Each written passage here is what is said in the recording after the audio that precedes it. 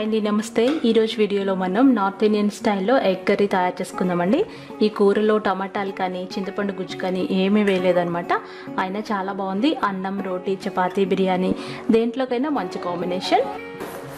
So friends, ఈ రెసిపీని ఇలాగే మీరు తప్పకుండా ట్రై చేసి టేస్ట్ చేయండి. దీనికోసం మసాలా తయారు చేసుకోవాలి. ఒక 2 పెద్ద ఉల్లిపాయలని కట్ చేసుకొని ఒక మిక్సీ జార్లో వేసుకోవాలి. అందులో 4-5 పచ్చిమిరపకాయలు వేసుకోండి. ఇక్కడ నేను కొంచెం పెద్ద మిరపకాయలు వేసాను అనమాట, అందుకని కొంచెం ఎక్కువే వేసాను. అందులో ఒక పెద్ద వెల్లుల్లి గడ్డని ఇలా పొట్టొల్చుకొని రేకలు వేసుకొని వాటర్ పోయకుండా గ్రైండ్ చేసుకోవాలి. ఒక గిన్నెలోకి తీసుకోవాలి.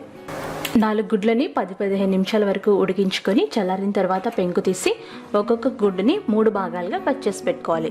మీ ఇష్టమండి, 2 భాగాలుగా కూడా కట్ చేసుకోవచ్చు.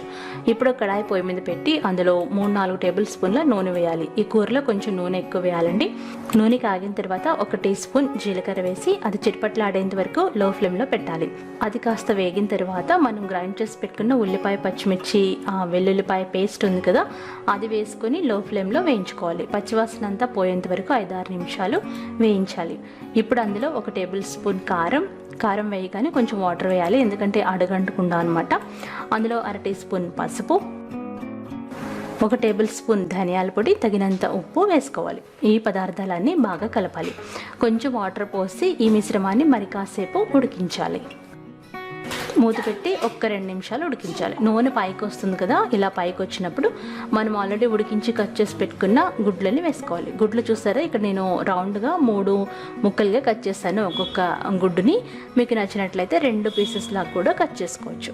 జాగ్రత్తగా కలుపుకోవాలి, ఎందుకంటే మనం కట్ చేసాం కాబట్టి. ఇప్పుడు అందులో కొంచెం వాటర్ వేస్తే సరిపోతుంది. చిన్న టీ గ్లాస్ వాటర్ వేసి ఒక 2-3 నిమిషాలు మీడియం ఫ్లేమ్లో ఉడికించుకుంటే సరిపోతుంది. ఎప్పుడైతే నూనె పైకి వస్తుందో అప్పుడు కూర రెడీ అయిపోయినట్టు అర్థం. అందులో కొత్తిమీర కానీ పుదీనా కానీ వేసుకుని సర్వ్ చేసుకోవాలి. అంతేనండి, ఈ కూర ఎంతో రుచిగా ఉంది. ఈ కూర నాకు కొత్తగా అనిపించింది అనమాట. మీకు తెలిసిపోయి ఉంటుంది, ఈ రెసిపీ నేను చేయలేదు. ఇందులో టమాటాలు కానీ చింతపండు కానీ ఏమీ వాడలేదు. భలే బాగుంది. ఇది రోటీల్లోకి, చపాతీ, అన్నం, బిర్యానీ దేంట్లోకైనా బాగుంటుంది. మీరు ఒకసారి ఈ స్టైల్లో ట్రై చేసి మీకు ఎలా వచ్చిందో నాకు కామెంట్ చేయండి. ఈ రెసిపీ మీకు నచ్చినట్లయితే లైక్ చేయండి, షేర్ చేయండి.